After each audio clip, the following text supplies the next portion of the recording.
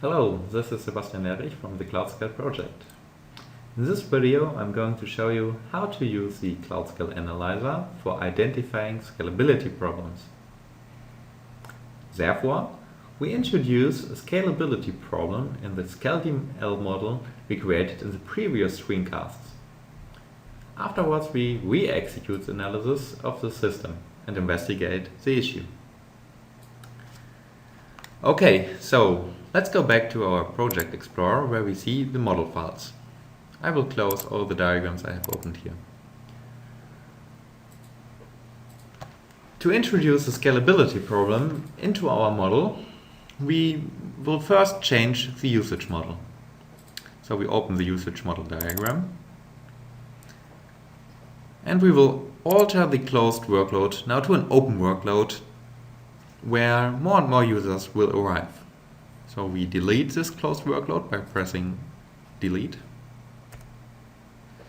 and save.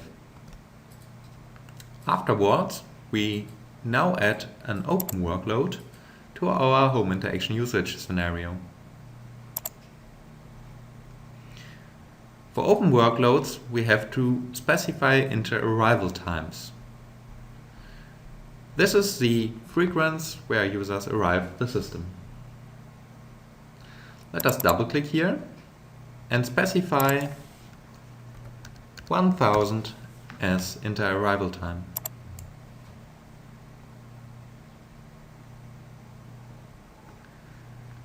We confirm by save. Okay, let's close this usage model diagram and let us update another diagram. Let's go to the repository diagram and to our service effect specification for printing hello by double-clicking on this service effect specification. Let us modify the measured demand a bit. We observed that it's a relatively small demand for creating the string. So let us artificially increase this demand. What we end up with would be a higher demand then. So we double-click here and just add a factor increasing the demand. So let us choose, for instance, let's say 100 million.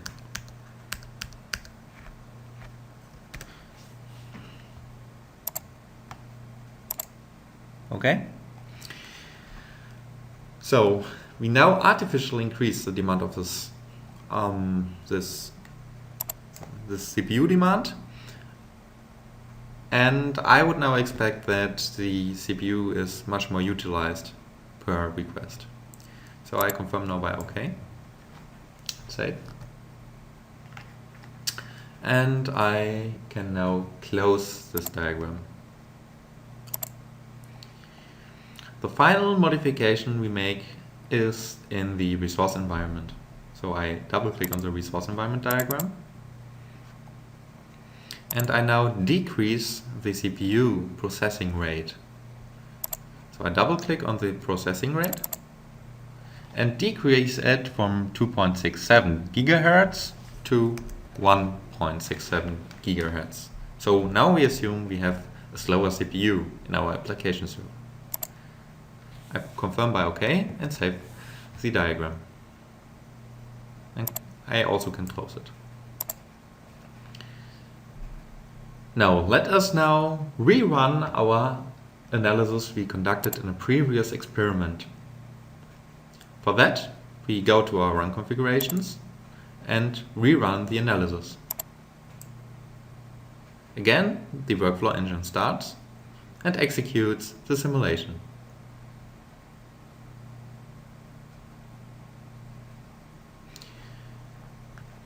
As the workflow engine now completed its task, we can go on and move to the experiments view, reload it, and investigate the results for our analysis TPC-W run. We see that we just conducted a new experiment.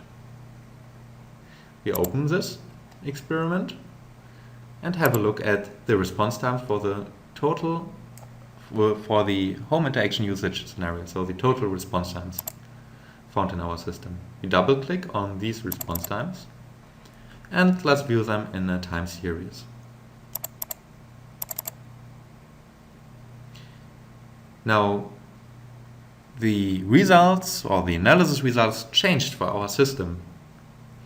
We observe that the response times are more and more increasing over time.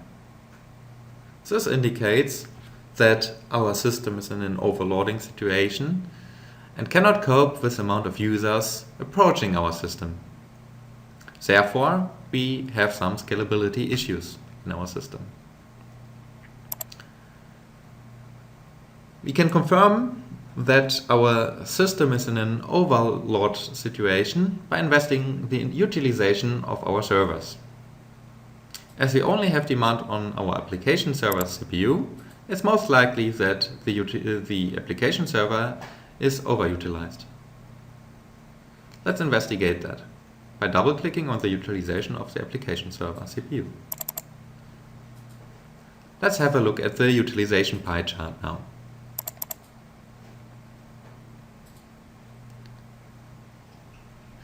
This graph now shows that there are a lot of jobs waiting to be served for the CPU.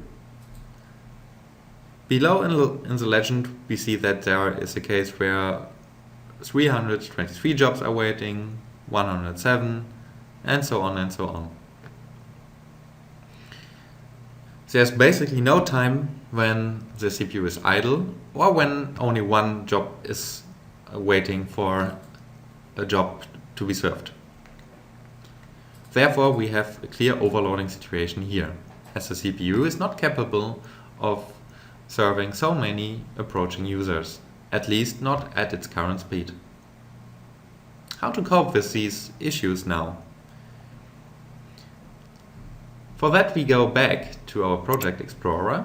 We can also close these graphs now. And reopen now the resource environment diagram. So I already identified the CPU to be too slow to cope with the given load. So let's try to increase the processing rate again by double-clicking on the processing rate and altering the value back to the original value we used. So now we have a 2.67 GHz CPU again. Confirm by OK. Save. You can also close the diagram now. And we now rerun our analysis.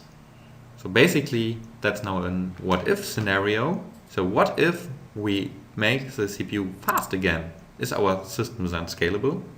So for that, we rerun our simulation. The workflow engine again starts and our 1000 measurements run through. It finished. We can go again to the experiment view, reload it, investigate the nearest run, and have a look, first of all, on the response times of the home interaction usage scenario. We double click it and have a look at its time series. We see that now we kind of cope with the bottleneck situation as the response times are again distributed in a constant way. We can confirm that by investigating the utilization of the CPU of our application server. So we double click on the utilization of the application server, go to the utilization pie chart, and now see that our CPU is idle in 24% of all the cases. In 56% of the cases, we see that one job is served, which is fine. In some cases, there are 2 or 3 jobs served, sometimes also more, but that happens very seldomly. So these jobs have to wait actively but if we see our response times, it's still okay. We can now also include the measurements from the previous analysis step to see the difference. So we can expand the previous run and also add the measurements of this run to our graph. Now we see a clear difference. Before we had a scalability issue, we were now able to provide a scalable system by using a faster CPU. Note that using a faster CPU is only one possibility to provide a scalable system. Alternatively, we could have thought about a more improved print-hello component that needs less CPU demand. This would have resulted in a similar effect.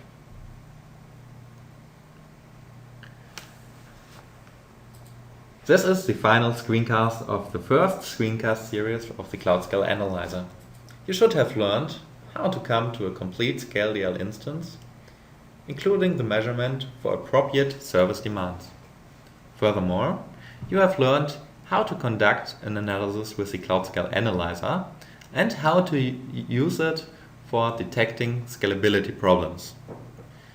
You have also seen how you can use the analyzer in the case of what-if scenarios and play around with the model to cope with these scalability problems. Stay tuned for new screencasts of the CloudScale project. Thanks for watching.